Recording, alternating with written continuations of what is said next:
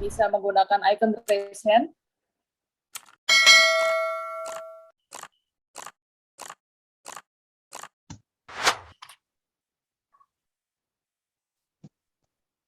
Baik, kami mulai dari Bapak Agustinus Supriyanto. Ya, baik, terima kasih. Selamat malam, Romo Magnis. Pertanyaan saya ada dua. Apakah suara saya terdengar? Terdengar baik, Pak Supriyanto. Ya, baik. Pertanyaan saya ada dua. Pertama mengenai akibat dari Perjanjian Westphalia. Salah satu akibatnya menurut Romo Magnis, Gereja Katolik tersingkir dari dimensi politik, tentu saja dalam konteks Eropa. Mohon penjelasan lebih lanjut, karena setahu saya Perjanjian Westphalia itu hanya menyatakan pemisahan urusan gereja dan urusan politik, baik itu Gereja Katolik dan Gereja Protestan. Mengapa Romo berpandangan Gereja Katolik tersingkir dari dimensi politik? Itu pertanyaan pertama. Pertanyaan kedua menyangkut dimensi politik ini, saya mau menanyakan kembali berkaitan dengan tersingkirnya Gereja Katolik dari dimensi politik dalam konteks Indonesia. Pada awal kemerdekaan Indonesia justru Vatikan punya peranan yang sangat besar dalam pengakuan terhadap lahirnya negara Republik Indonesia, yaitu adanya pengakuan Vatikan terhadap Indonesia dan dikukuhkannya pengakuan ini dalam hubungan diplomatik antara Vatikan dan Indonesia. Jadi dalam konteks Indonesia justru Vatikan memiliki peran politik yang besar terhadap eksistensi Indonesia. Dengan demikian, Vatikan dalam hal tertentu memiliki peran politik tertentu di negara-negara lain. Itu Romo yang bisa saya tanyakan. Terima kasih. Baik, terima kasih. Yang menjadi akibat perdamaian Westphalia adalah paling pertama bahwa sejak itu tidak pernah terjadi perang atas dasar agama di Jerman, Eropa Barat, dan sebagainya. Bahkan itu sedikit berbeda. Begitu juga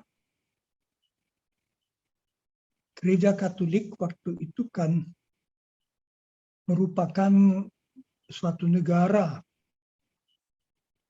dengan katakan saja dari Roma 150 km ke utara dan ke selatan. Jadi ada wilayah Italia kan tidak merupakan negara politik. Nah itu lalu juga disingkirkan, tidak lagi mempunyai pengaruh apapun.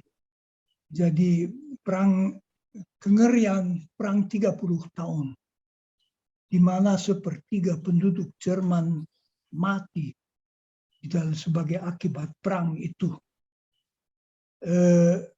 mengakhiri bahwa agama menjadi unsur yang menentukan perpolitikan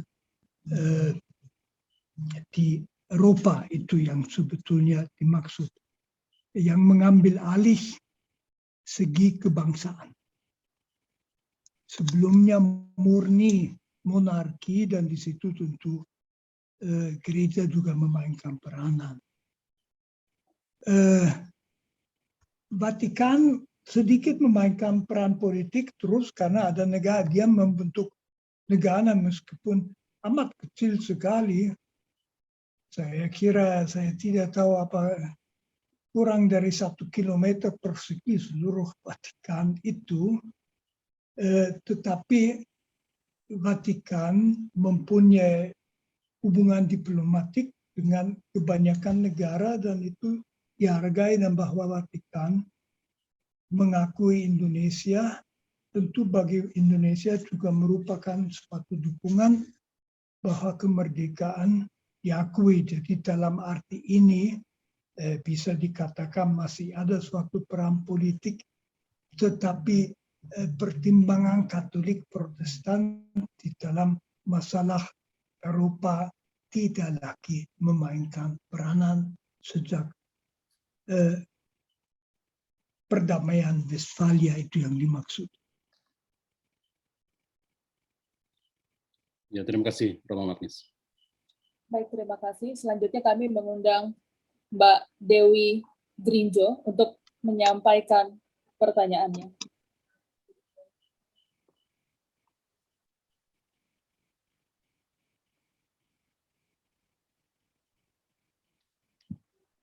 Selamat malam, Pak, kedengeran?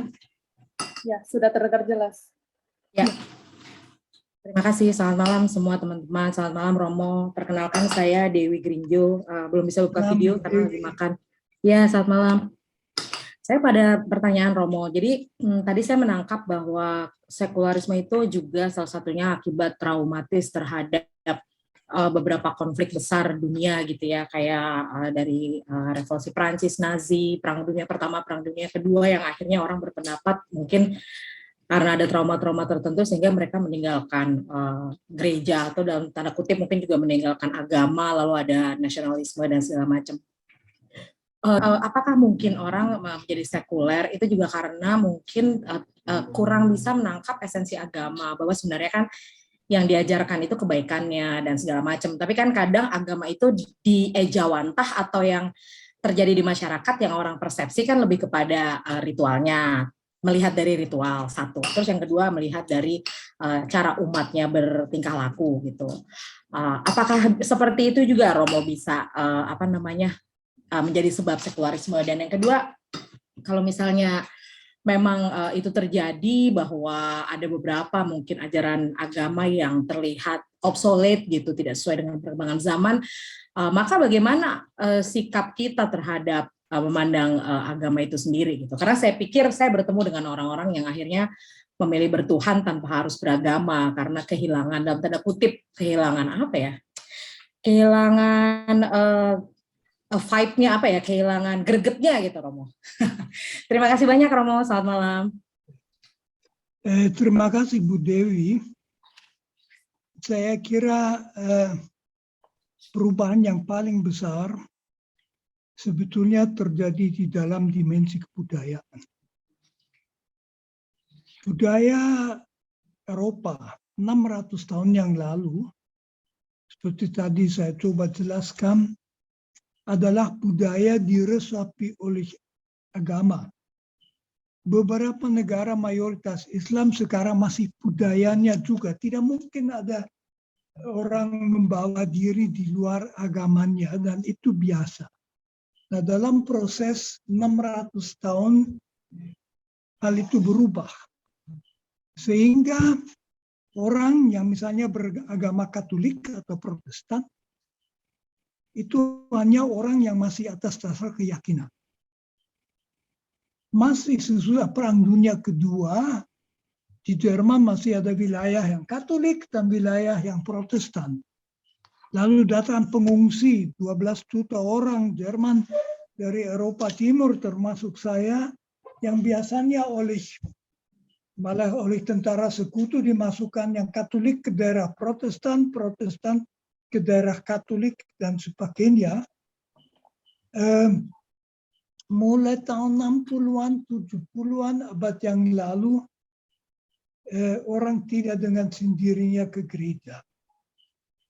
Dan kalau dia tetap Katolik, karena dia memang yakin. Jadi ajarannya tentu saja ada juga kalau ada masalah dalam gereja. Misalnya gereja Katolik sekarang mengalami masalah bahwa ada pastor-pastor yang melakukan pelecehan seksual, itu buruk. Harus diakui, harus diakhiri. Itu juga bisa mengusir orang dari gereja, tetapi pada dasarnya itu suatu perubahan kebudayaan. Maka kalau agama itu tetap muncul sebagai sesuatu yang positif, dan itu akan berlaku sama untuk Islam. Kalau Islam dihayati bagi orang Muslim sebagai sesuatu yang positif, tetap akan agama itu ada. Jadi agama sebagai agama tidak menjadi obsolet. Apakah ada Tuhan atau memang hanya ada alam raya kita tidak ada Tuhan, ateisme betul, itu kan bukan masalah keker,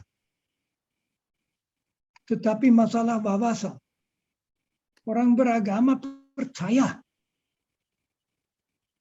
Orang Kristiani percaya juga pada Yesus dan dalam umat. Orang Islam percaya pada apa yang diterima oleh Nabi Muhammad dalam persatuan umat. Kalau itu positif, itu juga tidak bisa disangkal oleh perkembangan duniawi apapun. Karena perkembangan duniawi tidak mengubah sesuatu pada Tuhan. Saya sendiri berpendapat bahwa sebetulnya di dalam suara hati kita merasakan sesuatu bahwa ada yang melampaui kita. Dan itu Tuhan. Jadi yang penting agama-agama muncul secara positif. Kalau saya ingat itu, tentu juga Kristiani, Islam itu sejarah yang cukup buruk, lama sekali Kristiani hanya melihat Islam sebagai ancaman dan sebagainya. Sekarang mulai saling mengerti, saling menghargai, tidak perlu bermusuhan. Itu lebih jelas antara Katolik dan Protestan. Selama 500 tahun kami itu, ya saya tidak mau mengatakan memusuhi karena Yesus tidak mengizinkan, tapi memusuhi. Dan itu it's over now, meskipun masih ada perbedaan dalam ajaran, tetapi kami saling menghargai. Dan saya mengharapkan itu tentu dengan agama-agama lain juga. Bukan dengan bikin satu agama sama, tetap di dalam agama masing-masing. Tetapi itulah yang disebut dialog dengan tujuan saling, tidak hanya saling menghormati, tetapi saling menghargai. Gereja Katolik dalam Konsili Vatikan menyatakan bahwa dalam agama-agama lain ada yang benar dan suci. Dulu juga tidak pernah dikatakan gereja mengakui agama lain ada kebenaran. Suci berarti ada yang dari Allah, yang suci itu dari Allah. Itu sesuatu yang penting, dengan demikian bisa terbuka. Jadi pandangan saya, Bu Dewi, saya tidak tahu apa menjawab. Baik, terima kasih. Selanjutnya kami mengundang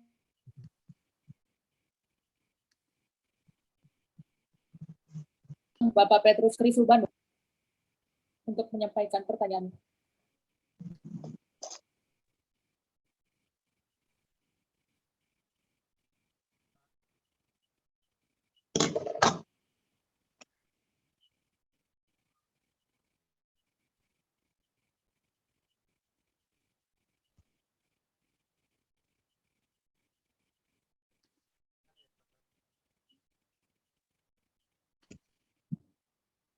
Ya, Belum baik, silakan, kedengaran. Pak.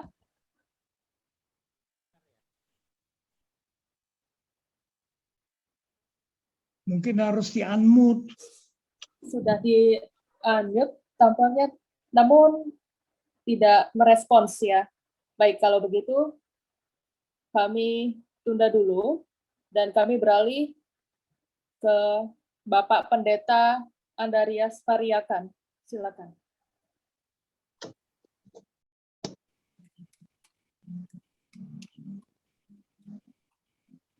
Terima kasih, moderator. Kedengaran suara saya? Kedengaran. Baik, terima kasih. Prof. Frans, ada dua pertanyaan yang saya ingin minta penjelasan. Yang pertama tadi, kalau saya tidak salah dengar, ada 3 prediksi yang disampaikan oleh Prof. Franz. Mungkin bisa dijelaskan ulang. Dan menurut Prof. Franz, kira-kira kemungkinan tahun-tahun berapa dari 3 prediksi yang disampaikan tadi? Itu pertanyaan pertama. 3 prediksi saya. Coba. Ya. Bukan Apakah 3 kesimpulan? Polarisasi. Ya, itu tolong dijelaskan. Lalu yang kedua, kalau saya tidak salah dengar, bahwa kemunduran agama yang terjadi di Eropa itu diakibatkan oleh kemungkinan besar soal politik, ras, dan yang paling terakhir saya dengar adalah pajak. Apakah ini pajak dengan pajak yang ada yang diberlakukan di katakanlah umat Katolik atau Protestan dan agama lain, sehingga kemerosotan agama di negara tersebut semakin mundur atau tidak berkembang. Dan yang terakhir, korelasi antara dugaan atau prediksi tadi dengan poin pertanyaan pertama dengan kedua, kira-kira ada korelasi atau bagaimana menurut Prof? Terima kasih. Jadi saya sebetulnya tidak mau memberi prediksi, melainkan saya memberikan 3 segi sekularisasi yang diobservasikan, jadi sudah menjadi fakta oleh Charles Taylor. Yang satu, perpisahan antara agama dan negara itu sangat luas. Negara modern biasanya bukan negara atas dasar suatu agama. Yang kedua adalah bahwa di dalam negara yang tersekularisasi banyak orang berhenti beragama. Jadi mereka keluar dari agama mereka masing-masing dan tidak beragama lagi. Sebagian secara formal meninggalkan yang lain, seperti saya katakan, baik Katolik maupun Protestan, 90% anggotanya sudah tidak ke gereja lagi. Tinggal saja menunggu kapan mereka secara formal akan keluar dari gereja. Yang ketiga adalah bahwa agama sejauh masih ada tidak lagi merupakan unsur kultural, tetapi opsi pilihan pribadi. Jadi agama lebih atas dasar keyakinan daripada masih 100 tahun yang lalu. Di daerah tertentu, Jerman semua orang Katolik, semua Protestan. Itu sekarang sudah lewat. Dan di gereja-gereja memang hanya sedikit orang yang kelihatan. Nah, menurut saya pajak tidak ada akibat, tidak menyebabkan gereja, tetapi orang yang sudah tidak mau beragama lagi juga tidak mau bayar pajak gereja. Itulah. Jadi dia lalu akan melaporkan diri bahwa dia keluar dari gereja Katolik atau dari gereja Protestan, supaya lalu tidak usah bayar pajak untuk sesuatu yang toh tidak diimani lagi. Menurut saya pajak gereja tidak menjadi sebab orang meninggalkan gereja, tetapi kalau dia sudah keberatan dengan pajak, karena dia sebelumnya sudah keberatan dengan gerejanya itu.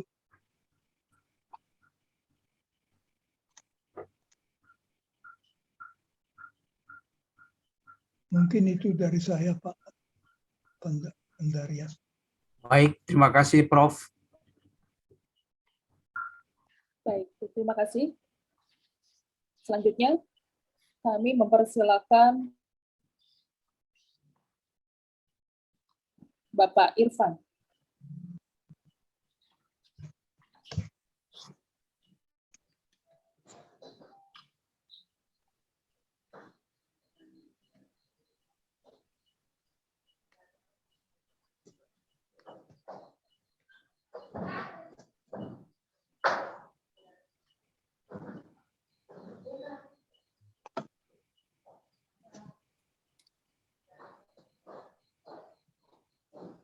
Ya, baik.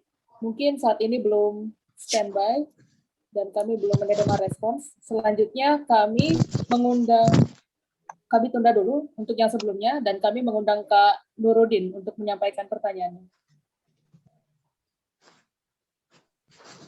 Halo, bisa terdengar suara saya? Ya, terdengar Kak. Ya, selamat malam Prof. Magnis, senang bisa berjumpa kembali. Saya ada Malam. ya, terima kasih Romo. Ya. Ya, ada 3 pertanyaan Romo yang ingin saya tanyakan singkat-singkat saja.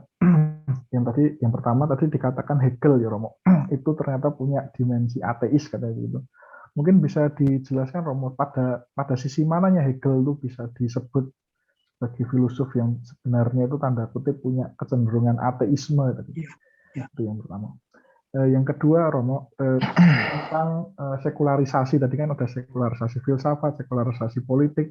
Kalau tentang sekularisasi etika gimana Romo? Misalkan sekarang kan masalah aborsi misalkan itu kan menjadi satu isu yang diperbincangkan, misalkan tidak lagi terkait dengan masalah kesehatan atau perkosaan tapi boleh dengan sebebas-bebasnya. Itu apakah itu ada kaitannya dengan sekularisasi etika? Itu yang kedua. Yang ketiga terkait tadi Romo tentang raksasa tadi yang menurut Romo tadi kan itu merupakan tugas agama untuk kemudian memerangi 3 raksasa, perang, kemiskinan, dan masalah lingkungan. Saya ingin bertanya Romo, kalau lingkungan kan Katolik punya Laudato Si ya. Kalau untuk perang dan kemiskinan itu kira-kira apa ya Romo? Apa dokumennya misalkan terhadap perang Arab Israel sampai sekarang masih terjadi, itu apa kira-kira yang solusi tawaran dari Katolik? Mungkin itu aja Romo, terima kasih. Baik, Pak Nurudin. Pertama mengenai Hegel. Menurut Hegel sendiri, Allah mencapai kesadaran diri penuh dengan pengetahuan mutlak, absolutes Wissen. Jadi di dalam filsafat, kesadaran ilahi juga mencapai puncaknya. Ya, orang bertanya itu Allah apa yang kesadarannya mencapai puncaknya di dalam filsafat manusia. Jadi tidak jelas apakah Hegel percaya pada Allah yang transenden, abadi, pencipta, sedikit pun tidak tergantung dari kita. Teks-teks memberi kesan lain. Hegel di abad ke-19 memang masih oleh Hegelianisme kanan dianggap juga seorang teolog Protestan. Tapi itu pada abad ke-19 sudah mati dan tidak pernah kembali. Hegel menjadi berpengaruh dari sudut kiri, dari Marx dan kemudian Marxisme di abad ke-20 yang semua memahami Hegel secara ateis. Apa dia sendiri ateis atau tidak, kita tentu tidak tahu. Tapi filsafatnya berbau bahwa Allah mencapai kesadaran dalam perkembangan rasional manusia itu. Dengan yang saya percaya tentang Allah tidak klop itu. Lalu sekularisasi etika itu malah sesuatu yang penting. Jadi etika itu dari Yesus kita tidak mendapat etika, tidak ada apapun yang dikatakan Yesus mengenai etika. Yesus menuntut agar kita hidup sebagai orang baik, orang dengan kasih, orang yang tidak benci, ya seperti ditulis di khotbah di gunung, tetapi merumuskan itu dalam prinsip etika itu selalu juga menjadi tugas filsafat. Dalam gereja Katolik yang dipakai adalah ajaran mengenai hukum kodrat yang diambil dari Stoa dan kemudian dikembangkan oleh Thomas Aquinas. Dan sejak 50 tahun tidak dipakai lagi di gereja Katolik. Protestan sejak semula menolak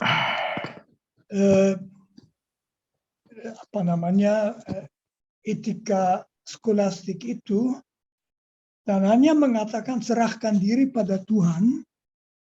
Apa artinya serahkan diri kepada Tuhan? Misalnya dalam bidang seksualitas, yaitu harus dipikirkan secara etis.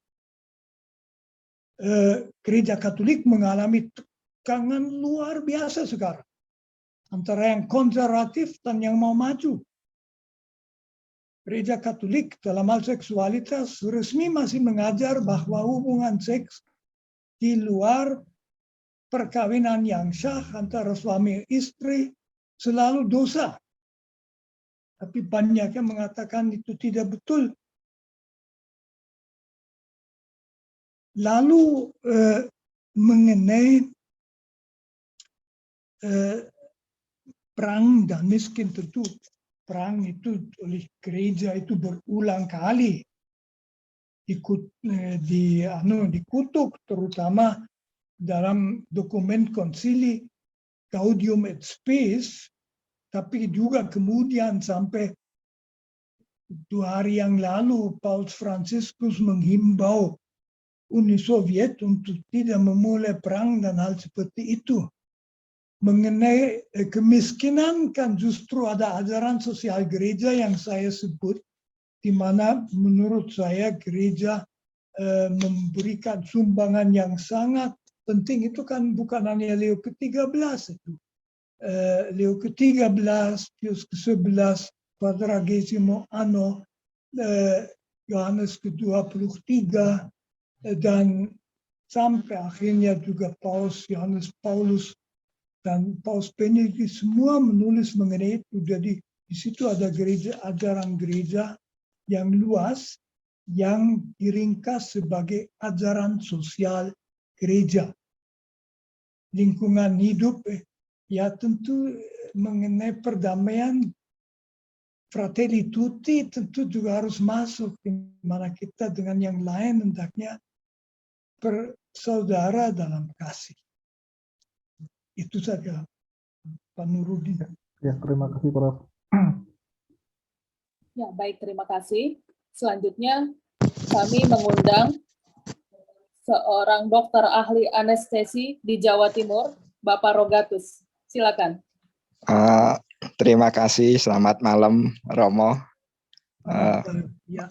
Saya diberi kesempatan untuk berdialog dengan panjenengan, dengan Romo, yang biasanya hanya bisa saya tonton di televisi, tapi sekarang diberi kesempatan untuk bertanya. Monggo. Dan salam untuk para peserta, para senior, ada Bapak Pendeta ahli filsafat untuk yang bergerak di bidang filsafat. Yang pertama, Romo, saya izinkan bertanya, apakah kemunduran umat Kristiani menggereja di Barat itu karena umat di sana atau orang Barat sudah terlanjur berpikir rasional, sehingga mereka sudah tidak menyukai hal-hal yang mistik, atau mereka gagal atau belum berhasil untuk mendefinisikan siapa itu Tuhan, mencari Allah itu siapa, gitu. Mereka nggak berhasil, akhirnya frustasi, gitu. Tetapi saya beranggapan bahwa ada sisi positif dari kaum ini, kaum rasionalis, bahwa dengan begitu mereka berupaya ingin membuktikan apa yang sebenarnya terjadi di alam ini, sehingga muncullah pengetahuan-pengetahuan yang luar biasa, yang bahkan membalikkan pandangan-pandangan gereja, seperti yang termasuk Galileo Galilei, bahwa dulu bumi itu adalah pusat dari semuanya, Itu pandangan gereja. Sekarang kan terbalik. Dari saat itu saya pikir perlahan-lahan mereka tidak percaya. Nah, berkaitan juga dengan hal-hal mistik seperti ada surga, neraka, bahkan dengan dosa. Mereka sulit membuktikan untuk mencapai itu. Nah, dan semakin belakangan mereka semakin sejahtera, semakin maju, mereka inginkan kebebasan, semuanya bebas. Jadi terikat aturan gereja, mereka tidak mau mungkin. Itu yang pertama, Romo, sehingga mereka akan seperti itu. Kemudian apabila gereja ingin tumbuh lagi, mungkin istilahnya penyebaran agama atau pengajaran-pengajaran tidak bisa lagi untuk mengandalkan hal-hal misalnya hal-hal yang sangat alam-alam surgawi gitu ya, Romo. Jadi dari 3 yang Romo sebutkan tadi, misalnya tentang perang, kemiskinan, penderitaan, kekerasan sosial, kerusakan alam, mungkin pengajaran atau pengembangan gereja kembali ke 3 pokok ini dibandingkan dengan hal-hal yang sifatnya yang mistik, yang ilahi gitu. Dimulai dengan hal-hal yang bisa ditangkap oleh mereka secara rasional. Dan yang berikutnya, agama tetap memberi dampak yang sangat positif. Terakhir tadi disinggung tentang Rusia yang akan berperang. Saya kira kalau Paus tidak mengatakan bahwa perang di Ukraina ini bisa memicu perang dunia ketiga, dan perang antara Rusia dengan NATO itu suatu kegilaan, dan pasti mereka akan sungkan atau malu sama Vatikan kalau mereka benar-benar memulai perang. Pasti akan malu kedua-duanya, apakah Rusia ataukah Amerika. Dan di sini menunjukkan bahwa masih begitu kuatnya peran tokoh agama. Ya kebetulan ini.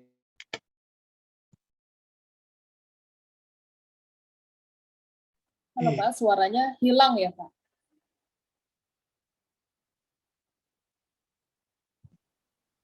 Oh baik, kalau begitu. Kalau tidak, saya jawab saja yang Baik. sudah dikemukakan. Saya mulai dengan yang terakhir. Pak Rogatus, saya khawatir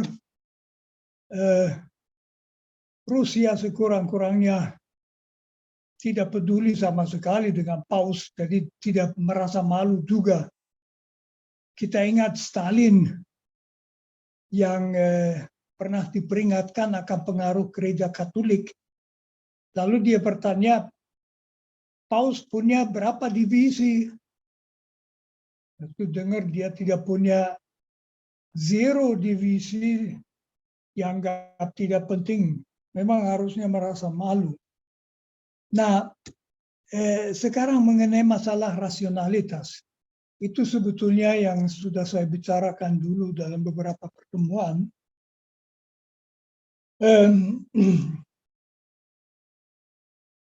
Dalam filsafat, tadi saya jelaskan deisme yang membawa ke ateisme. Karena ditemukan hukum alam. Karena itu manusia mengerti bahwa apapun yang terjadi di alam raya, baik di antara bintang-bintang maupun di bumi, itu mempunyai suatu alasan alami. Yang meskipun banyak yang belum kita mengerti, tapi makin banyak kita juga mengerti. Dan di situ gereja tentu sama sekali tidak bertentangan. Gereja Katolik selalu mengajarkan bahwa segenap kejadian alami mesti ada sebab alami juga. tetapi keseluruhan diciptakan oleh Allah. Jadi tidak ada unsur tertentu di mana harus dikatakan, wah ini tanpa Tuhan tidak bisa dijelaskan. Banyak yang belum bisa dijelaskan, tapi jangan dikira Tuhan dipakai untuk mengisi celah-celah dalam pengertian kita.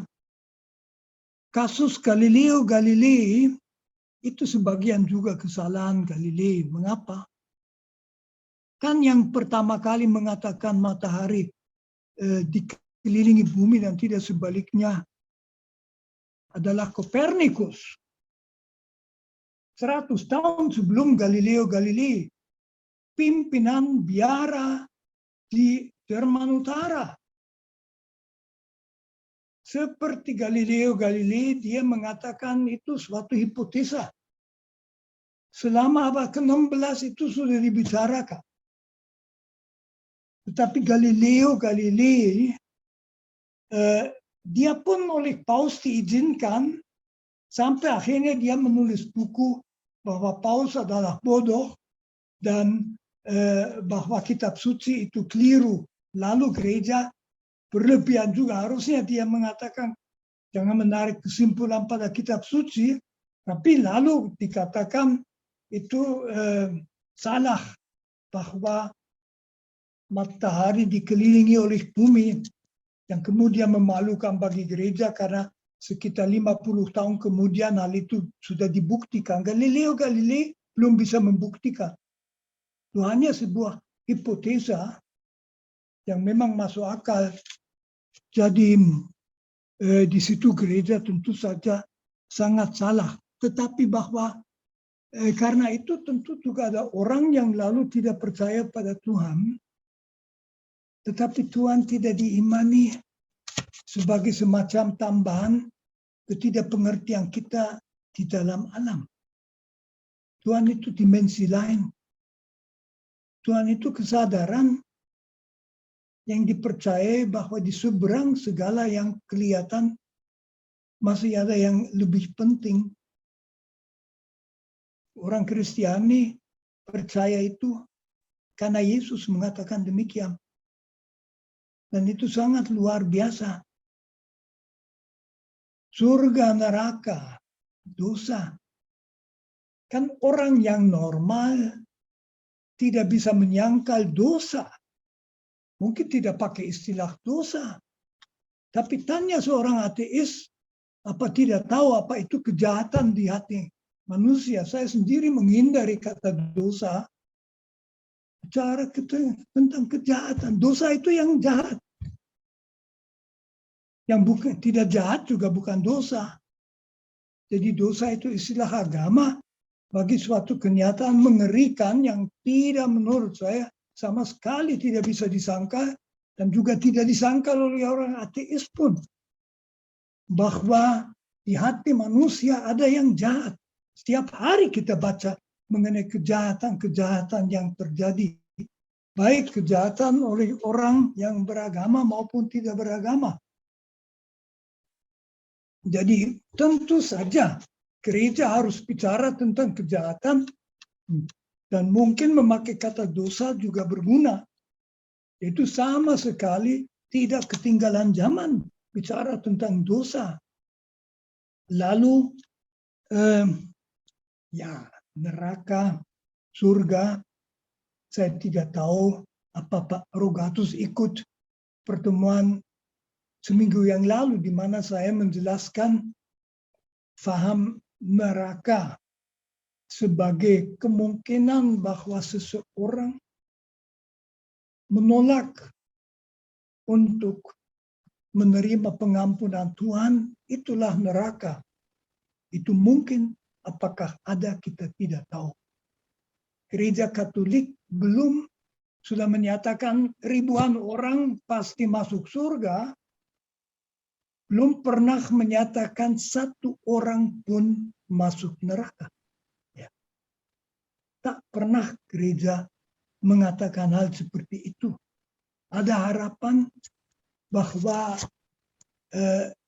semua orang akan bisa Masuk.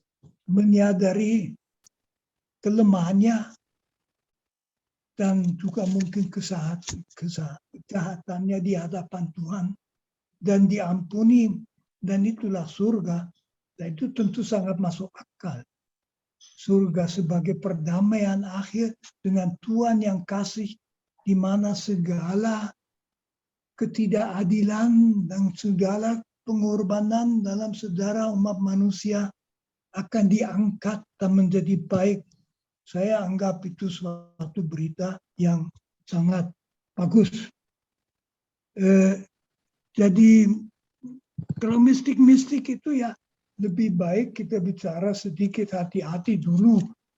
Orang dengan agak gampang mengatakan macam-macam.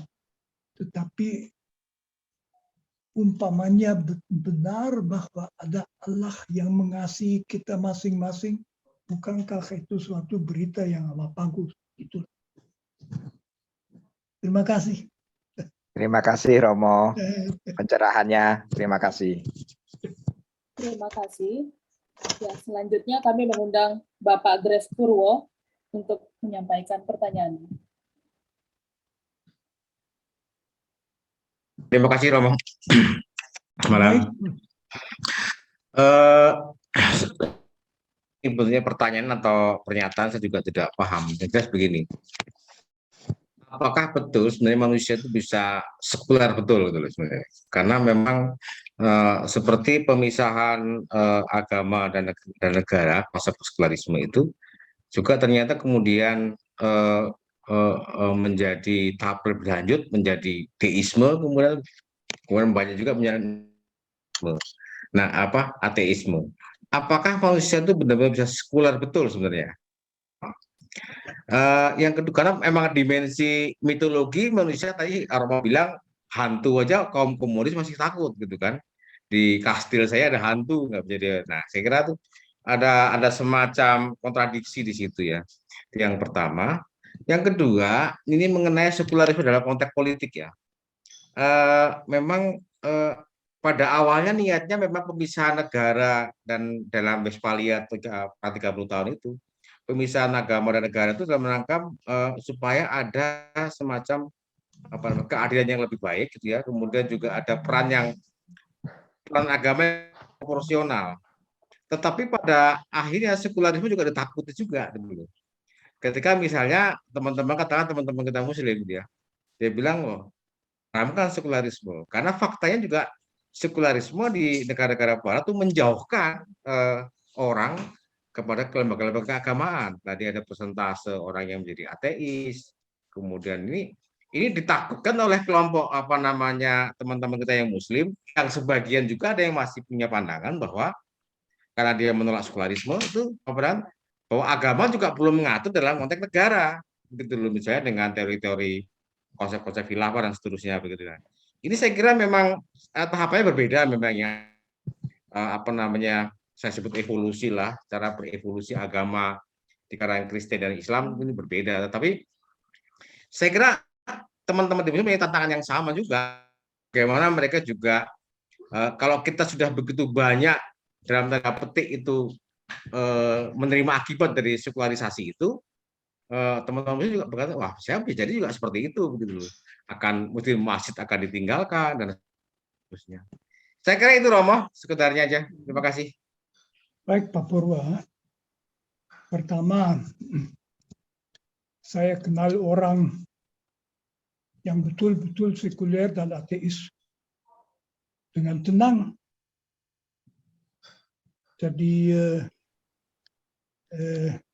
itu hanya kita jarang ketemu dengan orang seperti itu. Tapi di Eropa ada orang yang baik, karena etika tinggi, saya bersahabatan. Dan dia tidak percaya bahwa ada sesuatu di seberang hidup ini. Saya pernah omong mengenai itu dengan filosof Habermas. Saya bersahabatan dengan Habermas. Saya pernah ketemu di stasiun di bawah tanah di München, lalu ketemu. Dia akan mengatakan dia tidak punya perasaan untuk keagamaan. Kami bicara mengenai kematian.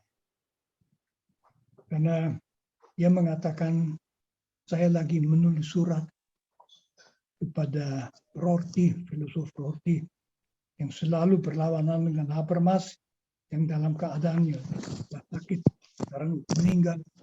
Apa yang bisa saya tulis?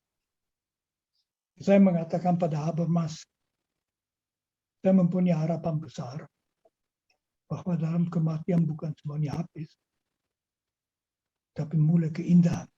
Habermas menjawab, saya tidak punya harapan itu, tapi sedikit harapan punya Tuhan.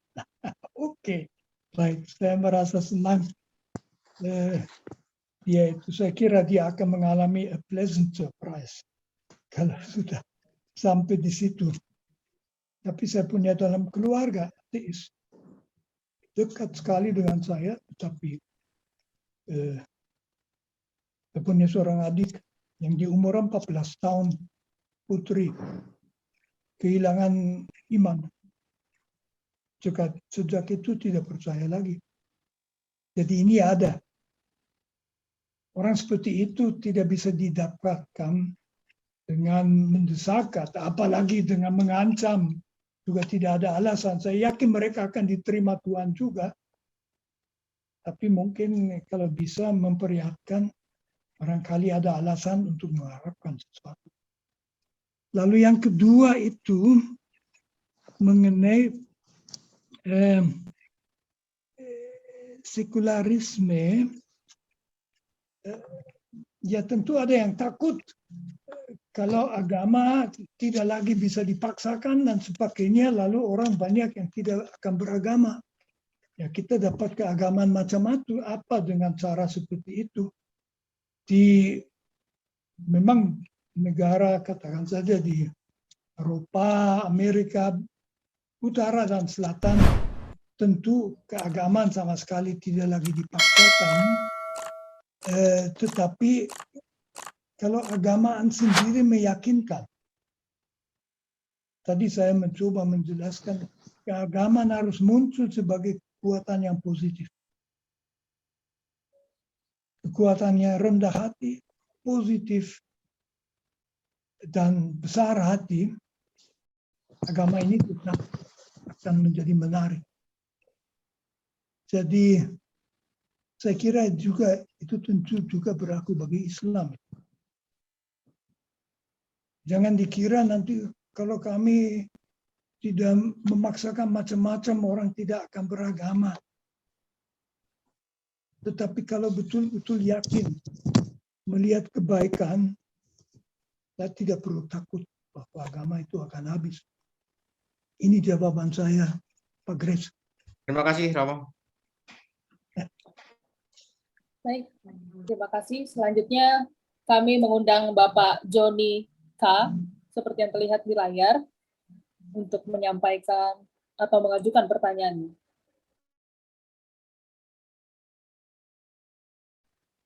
Selamat malam. Maaf, saya rasanya pertanyaannya barusan sudah disampaikan oleh Pak Grace, jadi saya tadi sudah sempat turunkan tangan. Jadi saya rasa kasih kesempatan ke yang lain. Terima kasih juga penjelasannya yang tadi Romo sudah berikan. Terima kasih. Baik Pak, terima kasih.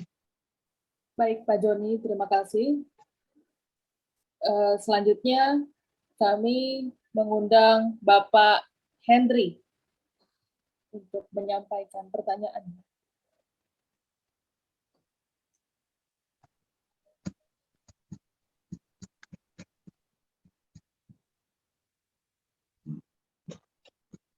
Nampaknya tidak di tempat ya untuk Bapak Henry.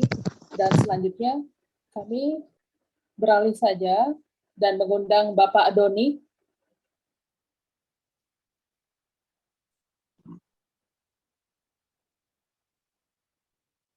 Ya, tidak di tempat juga. Kalau begitu, kami akan mengundang penanya terakhir, Bung Wadio Pasaribu. Silakan. Terima kasih. Selamat malam, Romo Magnis yang saya hormati. Selamat malam. Romo, saya ada 2 pertanyaan. Mohon maaf, saya tidak mengaktifkan kamera karena saya sedikit kurang sehat. Romo, yang pertama, Saya tadi tiba-tiba ya terpikir untuk mencoba membuat semacam periodisasi di dalam filsafat. Misalkan pada tahap-tahap prasokratik itu niat mula-mula orang itu semangatnya atau zeitgeist adalah arche gitu, mencari apa yang pada mulanya gitu, kemudian bergeser ke era Sokratik itu metafisika, kemudian pada abad pertengahan itu Tuhan menjadi pusat segalanya, lalu bergeser lagi ke era modern itu rasio manusia menjadi pusat segalanya. Lalu tiba di masa kontemporer yang saya bingung untuk mendefinisikannya. Nah, apakah memang sekuler gerakan yang terjadi ini yang berdampak kepada pemahaman orang tentang Tuhan juga dipengaruhi oleh zeitgeist pada zaman ini, yang saya sendiri masih bingung menerjemahkannya apa, mungkin karena kita masih hidup di zaman itu. Tetapi berhubungan dengan Martin Buber, kebetulan saya pernah mencoba membacanya, Romo, itu The Eclipse of God itu. Saya sependek yang bisa saya pahami, dia seperti berusaha untuk mencalan semua pemikiran modern ya, seperti Sartre ya gitu, yang dia katakan bahwa Tuhan itu tidak diam, hanya manusia yang tidak lagi bisa mendengar gitu. Nah, tetapi ada satu bagian yang saya menarik ya, ketika dituliskannya bahwa Pascal itu ketika mati ditemukan di dalam saku jaketnya itu, bahwa dia mengatakan God of Abraham, God of Isaac, and God of Jacob gitu, not of the philosopher. Buber seingat yang bisa saya tahu itu dia cukup senang ya dengan catatan itu, karena Pascal itu tidak tidak pindah dari Tuhan yang tidak ada, dari Tuhan yang tidak ada kepada Tuhan filosofer, tapi kepada Tuhan ke Tuhan Abraham, Ishak, dan Yakub gitu. Nah, apakah hal-hal seperti ini itu masih membuka ruang ya, seperti misalkan Buber mengatakan itu relasi yang interpersonal, relasi itu yang membuat kita semakin melihat Tuhan tidak hanya sekedar I and it, tapi I and do, nanti itu akan membuat makin cerah. Apakah peristiwa-peristiwa perjumpaan seperti ini itu akan masih relevan gitu di situasi semangat zaman yang kontemporer? Nah, itu yang pertama, Romo. Yang terakhir, yang kedua, mengenai Hans Kuhn tadi Romo mengutip itu. Nah, mengenai dialog, no peace among the religious without dialogue between the religion gitu. Nah, di dalam agama-agama ini kan memang ada hal-hal yang sifatnya dogmatis dan partikular gitu.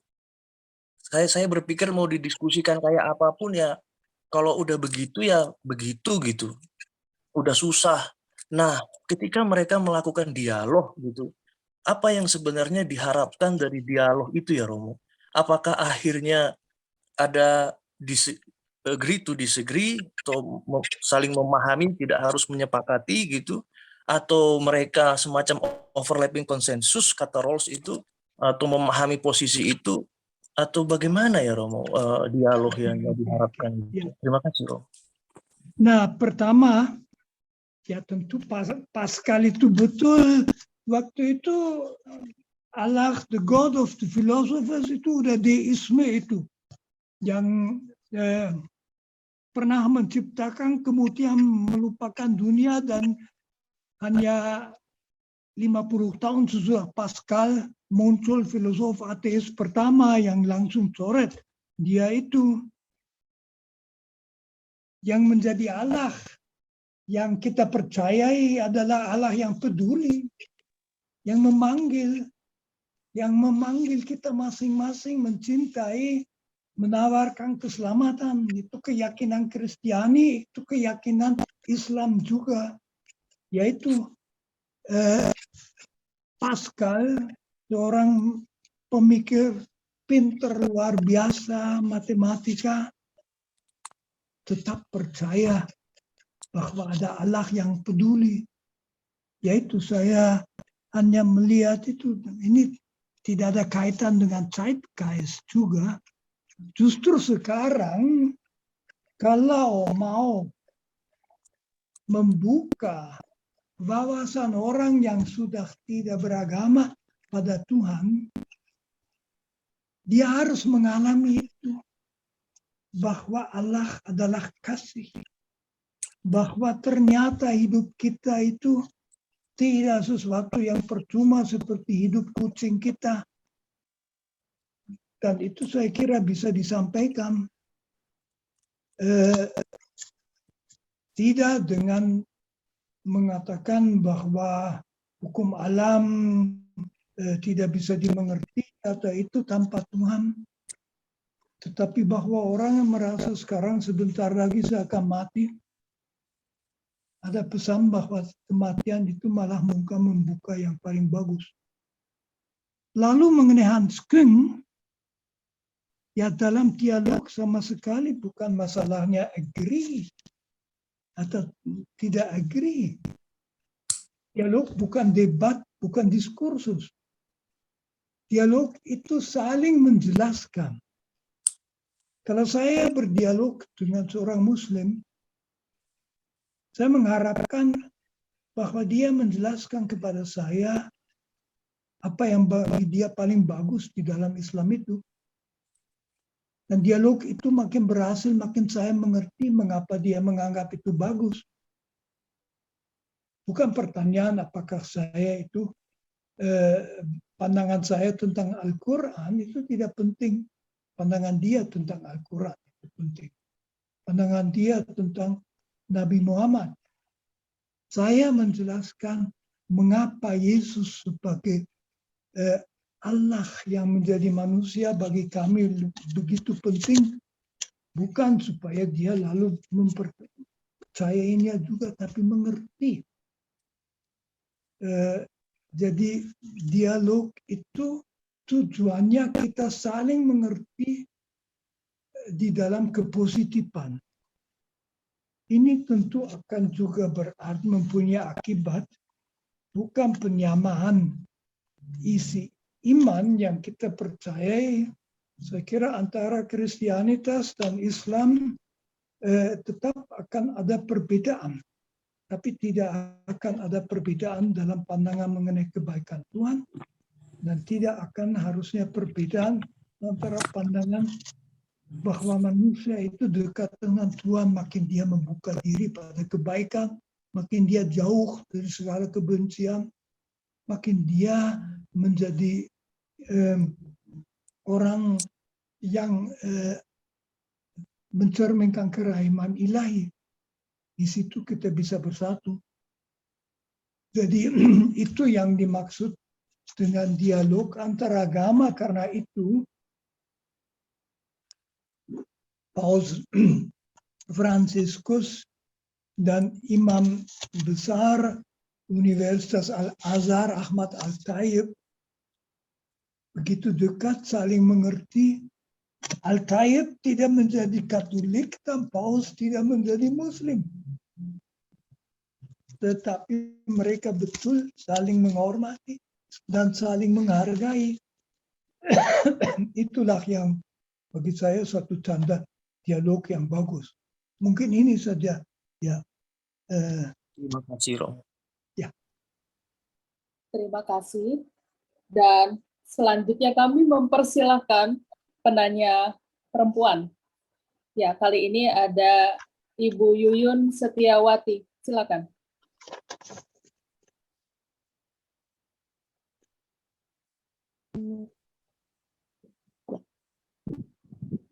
Selamat malam, Romo. Maaf saya tidak buka Malam, Bu video. Yuyun. Iya. Tadi Romo menjelaskan bahwa banyak jemaat di Eropa yang meninggalkan gereja. Yang mau saya tanyakan, dengan banyaknya umat yang meninggalkan gereja dan memilih untuk tidak beragama, apakah ada upaya dari gereja di tempat atau di Eropa tersebut? Kalau di jemaat yang saya saat ini ada di DKI itu ada penggembalaan seperti itu, Romo. Apakah jemaat-jemaat yang meninggalkan gereja atau tidak beragama ada upaya dari gereja untuk istilahnya membina jemaat itu supaya kembali mereka di dalam iman mereka untuk mereka bergereja kembali. Hanya itu saja, Romo. Terima kasih. Ya mungkin saya rumuskan sedikit berbeda, bukan membina jemaat, itu sudah lewat. Jemaat tidak bisa dibina. Dia sudah punya sikap, melainkan gereja harus dan sedang bertanya, mengapa orang meninggalkan? Apa yang tidak beres dengan kami? Dan mereka pergi karena dalam gereja atau tidak beres, dalam gereja Katolik ada masalah-masalah. Banyak yang dibicarakan. Dan misalnya di gereja Katolik sekarang ada jalan sinodal yang mempertanyakan kedudukan perempuan dalam gereja, selibat di dalam gereja, klerikalisme, dan satu lagi saya lupa, dan itu dilihat hal tentu juga bahwa ternyata juga orang-orang gereja melakukan dosa yang ditutup-tutup dulu, bahwa gereja menutup dosa-dosa. Para imam itu salah satu hal yang paling disebut. Jadi gereja memperbaiki diri, itulah. Saya kira gereja Protestan pada dasarnya mengambil jalan yang sama. Jadi bukan lebih banyak berkhotbah pada umat, tetapi gereja harus lebih meyakinkan, orang-orang gereja lebih meyakinkan. Mungkin seperti sudah terjadi di beberapa wilayah, misalnya Uskup Agung Paris, Kardinal saya lupa namanya, mengundurkan diri setelah ternyata dia kena kritik yang keras. Pengunduran diri diterima oleh Paus, hal seperti itu yang perlu. Gereja harus berubah, gereja tidak cukup mencerminkan kebaikan ilahi, itulah. Ya. Baik, Bu Yunun. Ya, terima kasih Romo untuk penjelasannya. Ya.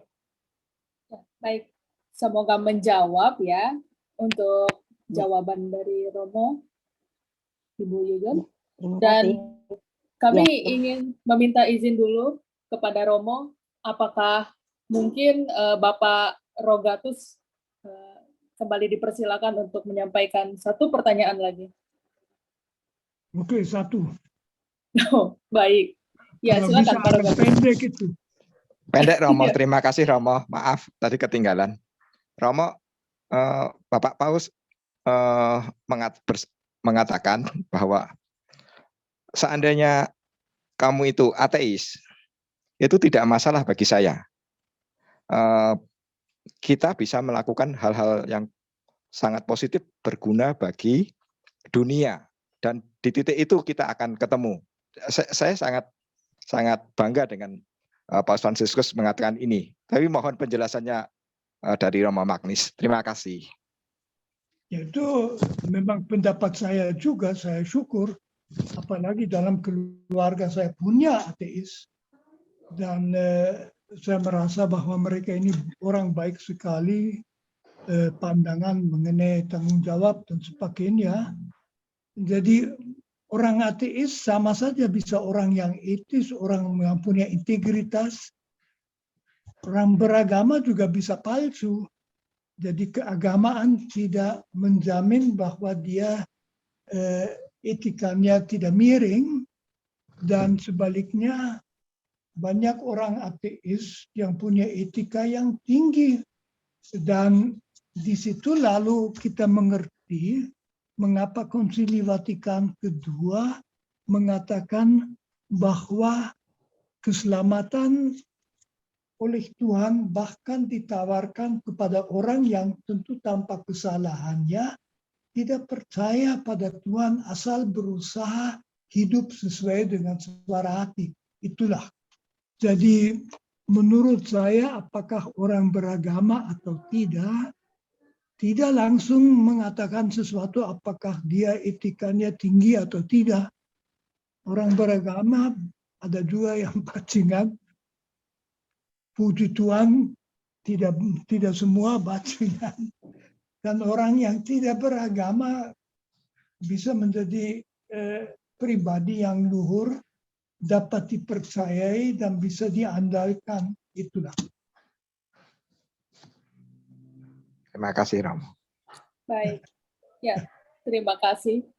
Dan pertanyaan yang disampaikan oleh Pak Rogatus tadi sekaligus menutup sesi diskusi kita pada malam hari ini. Dan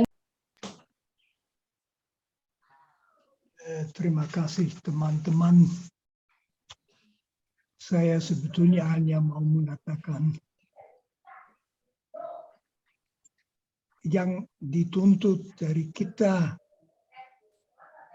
yang percaya pada Tuhan, kita semua percaya karena kita sendiri yakin.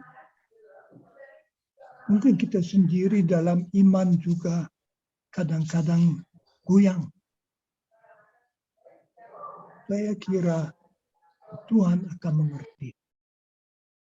Tetapi dari kita diharapkan jadi saksi iman kita. Dan saksi berarti kita memberi ruang kepada kebaikan Tuhan dalam diri kita sendiri. Kita tahu bahwa kita sendiri tentu ada kelemahan banyak yang belum benar. Kita mohon pengampunan Tuhan. Tetapi kita berusaha hidup dengan cara yang membuat orang lain barangkali dia bisa yakin bahwa di seberang yang kelihatan benar ada kasih dan kerahiman dan keadilan dan kebaikan yang menunggu kita. Semuanya bisa menjadi baik kalau kita jatuh ke dalam tangan Tuhan itu. Itu tidak bisa dikatakan saja, dipaksakan atau diberi alasan, tetapi orang bisa meyakinkan. Orang-orang yang dianggap suci itulah orang seperti itu yang karena hidupnya membuat orang lain bisa percaya pada Tuhan. Itulah. Maka menurut saya tidak perlu takut sekularisasi. Sekularisasi hanya berarti yang memang duniawi. Tetapi justru kita terbuka pada Tuhan yang tidak duniawi. Selamat kita. Terima kasih.